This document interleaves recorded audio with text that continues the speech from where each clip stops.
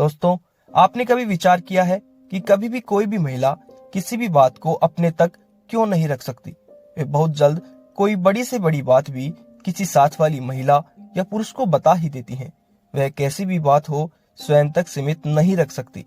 इसका कारण है नारी जाति को मिला हुआ वह श्राप।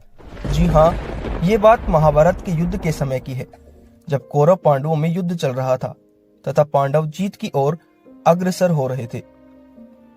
तब कर्ण और अर्जुन के बीच युद्ध हुआ और अंगराज कर्ण वीर गति को प्राप्त हुए। इस बात पर पांडव खुशियां मनाने लगे, क्योंकि कर्ण कौरवों की तरफ से युद्ध कर रहा था।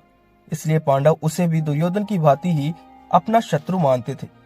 लेकिन जब पांडवों की माता कुंती कर्ण के शव को गोद में रखकर जोर जोर से विलाप करने लगी, तो इस बात ने सभी पांडवों को आश्चर्यचकित कर दिया। सभी पांडव माता कुंती के इस व्यवहार से हैरान थे। तब पांडवों ने अपनी माता कुंती से पूछा कि हे माता, आप हमारे शत्रु की मौत पर इतना विलख क्यों रही हैं? तब कुंती ने एक गहरे रहस्य से पर्दा हटाया और कहा कि जिसे तुम अपना शत्रु समझ रहे हो, वह असल में तुम सबका बड़ा भाई है।